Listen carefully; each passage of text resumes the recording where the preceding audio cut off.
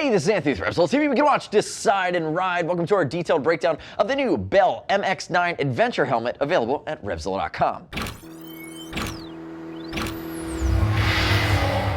Finally, Bell, you've listened to us. We've been telling you for years, and now you're hitting the street with what we think is a really well-positioned option around the $200 mark, a dual sport enduro adventure style helmet based off the MX-9. This is the MX-9 Adventure, set up for street riding, set up for off-road use. And again, what they're doing is adding a drop-down shield to the MX-9 helmet, making some key changes, adding that peak again in a street configuration to give you the flexibility. There's a huge adventure market out there, and there's a huge adventure market that does not want to pay north of $400 for an AGV, an Arai, or a Shoei. This is going to be a great option, and I'm just going to go right out on a limb based on what we've seen and based on our initial ride impressions. I'm going to say this: AFX Joe Rocket and Fly, look out, because this bad boy is coming for you. So we're starting polycarb, and you're DOT ECE rated, and again, it's not over the top, but you're coming just under the $200 mark. So it's going to have a good amount of features, and it's going to be reasonably lightweight at 3 pounds 6 ounces for what it is. Now on the table in front of me, I have my Barricade, which comes in 3 colors. There's a white version, there's a black version, this is our high vis, and to the left I have the Blockade.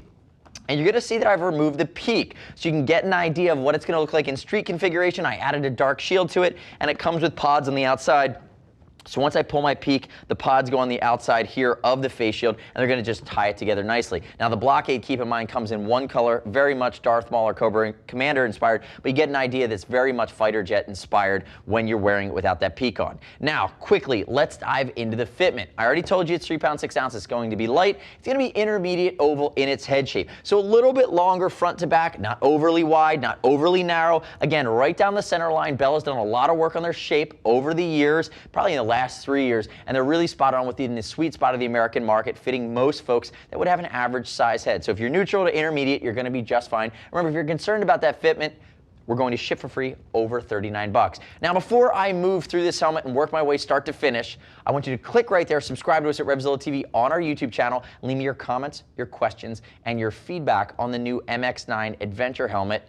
Subscribe to us at RevZilla TV. Now, diving in, we talked about the shell, we talked about polycarb. Again, stepping up in the game here. If you're going to go to another manufacturer, you're looking fiberglass, but 3 pounds 6 ounces on a polycarb shell is actually a nice touch. If we get a good sweep of the side here, it's got an aggressive line to it. It's going to be decently aerodynamic, but I will say this: the peak is not adjustable front to back. The peak is fixed, and you're going to notice there are 3 thumb operated screws both sides of the eyes, and you're going to see one right on the top here to adjust or remove this peak. It doesn't slide up and down though, and one of the gripes that I have with this helmet is that while it's a solid option for dual sport riding, 60, 70, 80 plus miles an hour on the street, that's one of the things that you're trading off here. Saving some cost, but you're not getting the same aerodynamic profile that you get from the Arai or Shoei. So you're going to feel that you have this peak on. You can't really ratchet it down. You're going to feel it. You're going to feel it on head checks, and you're going to feel it at speed, again, if you still have it affixed. But it is very simple to remove if you're going to start doing some highway miles on this helmet. The other thing you're going to notice is the ventilation scheme is rock solid.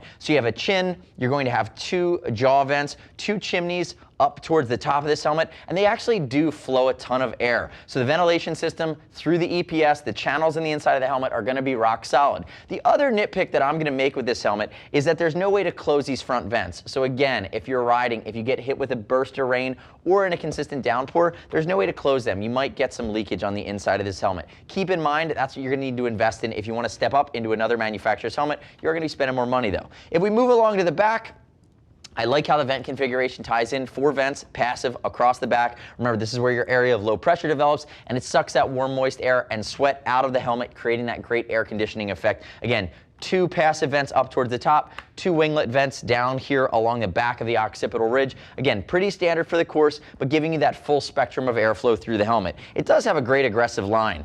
If we move in to our face shield, you're going to notice that there's this ridge towards the bottom, and we see that on typically dual sport helmets, or when you take a dirt helmet and you add a shield to it, underneath that $300-400 mark, what you see is this extra ridge. And the reason they do that, and you really don't see it, it doesn't get in the way, it's not a big issue, but the reason they do it is they create a better seal with the helmet, but it also allows you to make a flatter shield, which is going to be more optically correct, and it's going to cut down on distortion. When the more high-end guys are working on their dual sport helmets, they're typically investing a lot of time to refine the total shape of the helmet, so they get a great seal and they get a flat shield without doing that ridge. Again, that's one of the things that would be an upgrade if you go into a higher end helmet, but here it creates that good seal and they minimize it by just giving you that millimeter of jet out by changing the angle, and then you minimize the distortion. This seal here is going to be nice and tight. Again, it ties together nicely. And then one of the things I like that they've done is they've given you enough room along the side right here so that if you're wearing a set of goggles, a lot of guys like to dual sport or enduro with a set of goggles on, and if they really hit the gnarly stuff, they just drop down their shield. Again, the shield mechanism will work with enough space for that goggle to ratchet around the back. They've done that well. They've executed quite nicely. So if I work my way into the guts here, let me grab my donut. Guts are what you'd expect from Bell. They're nice, they're wicking, they're antimicrobial. Again, it's MX-9 guts. And as I pull out my left side cheek pad, you're gonna see basic here, contoured. Again, easily washable, easily cleanable, no frills there. But it leads me to my third gripe with this helmet. And this is, again, for me, a bigger deal. There's not a great way to affix a comm unit to this helmet without using Velcro. I like to use a clamp mount system. You could absolutely use Velcro here on the side, but there's no speaker pocket either. So they're going to flat mount. You're going to have to Velcro everything on here. So Velcro the speaker, Velcro the comm unit onto the side of the helmet on this flat area right there. But again, with a speaker cutout and a flat area to where I could clamp mount, I think I'd have an easier time because a lot of guys, including myself, in that dual sport or longer distance touring setting are going to want to use their electronics like a Cardo unit or a Cena. Keep that in mind if you're really big on the Bluetooth. The installation here is not going to be as seamless as some of the smoother helmets. Now, moving into my other cheek pad, again, no surprises. And then it gets me to my comfort liner, which I believe once I remove this, you're not going to see anything surprising, but they did a good job of building air channels that are going to flow air through the helmet. So let me pull this bad boy out. There is my comfort liner. You can see it's going to be 3D. It's going to be multi-densities of foam, big cutaways. Again, going off the off-road inspired MX-9 shell and chassis, what you're getting is the maximum ability for your head to vent, for you to stay cool and stay comfortable while you're riding. If you look at the inside, again, very smooth, it's suede, and it's going to wick really well. Similar interior guts that we'd see off something like the RS1.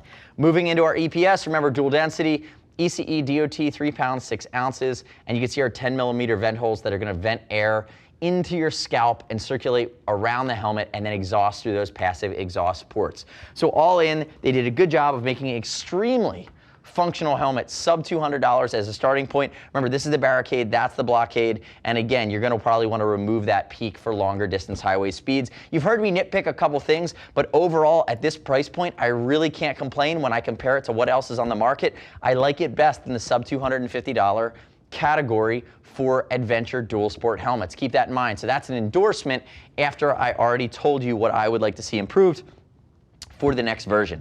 The next step in your journey is to click right here. Read other rider reviews of the new Bell MX-9 Adventure at RevZilla.com. You don't have to take my word for it. As always, we'll ship for free over $39. If you want to talk to a gear geek, see us at RevZilla.com or 877-792-9455. Thanks for watching our detailed breakdown. Remember, subscribe to me at RevZilla TV on the YouTubes. I'm Anthony. We'll see you next time.